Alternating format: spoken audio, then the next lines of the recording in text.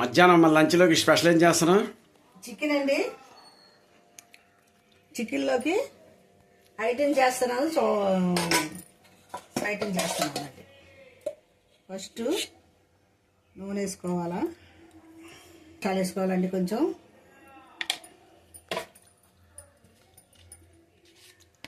పసుపు వేయాలండి, కల్లుప్పు వేసుకోవాలండి, కారం వేయాలండి, పెరుగు వేసుకోవాలండి. కొంచెం వేసా పెరుగు చాలు సరిపోదు. చూడండి మొత్తం కలుపుతున్నానండి. కలిపిన తర్వాత ఒక పావు గంట నానబెట్టుకోవాలా. ఈ లోపల బాగా నానొద్దు కదండి. నానిన తర్వాత అల్లం వెల్లుల్లి పేస్ట్ రోట్లో దంచుకొని వస్తాను. దానికి కావాల్సిన పదార్థాలన్నీ కోసి రెడీ చేసి పెట్టుకున్నాను. చూడండి, అల్లం, ఎల్లుల్లిపాయలు, టమాటాలు, పచ్చిమిరకాయలు, కొత్తిమీర, ఉల్లిపాయలు. బాగున్నా డైరెక్ట్గా బాగా కలర్ఫుల్గా వచ్చేసింది.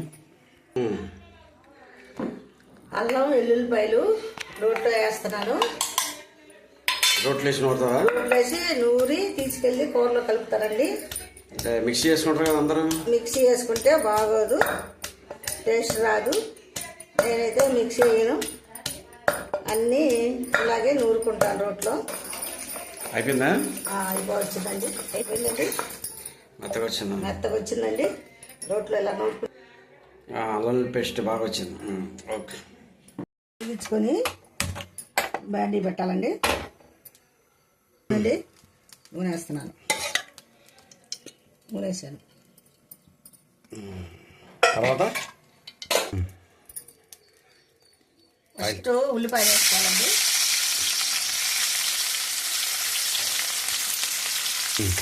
ఉల్లిపాయ మంచి కలర్ వచ్చిన తర్వాత, ఉల్లిపాయ బాగా వేగిన తర్వాత అప్పుడు పచ్చిమిర్చి వేసుకోవాలండి.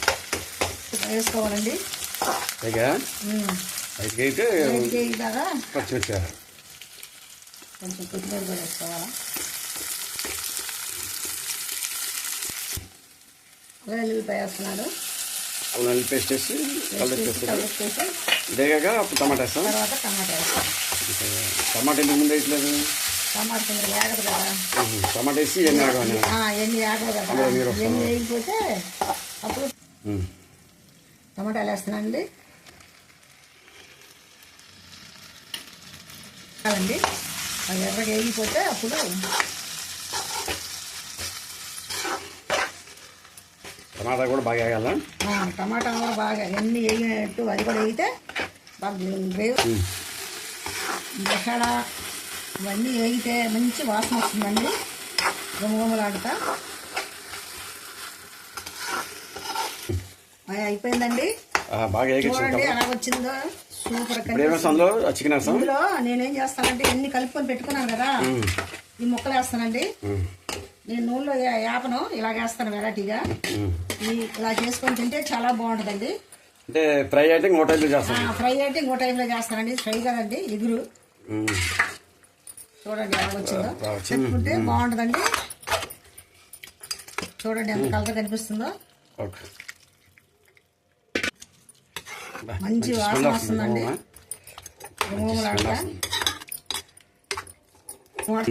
కొంచెం వాటర్ వేయాలండి, వేసి మూత పెట్టాలండి. ఒక 5 నిమిషాలు ఆగిన తర్వాత తీసేయాలి. అయిపోయినట్టు. గరం మసాలా పెడుతున్నాను. కలర్ఫుల్గా వచ్చింది. స్టవ్ లాస్ట్లో కొత్తిమీర వేసుకుంటారా? ఓకే ఓకే,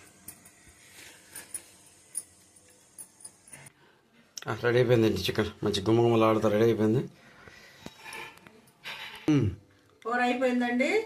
ఇంకా దగ్గర అయిపోయింది, తీసుకొని టేబుల్ మీద పెట్టాను. వడ్డించుకొని తింటవే. చాలా సూపర్గా వచ్చింది. కలరు చాలా బాగుంది.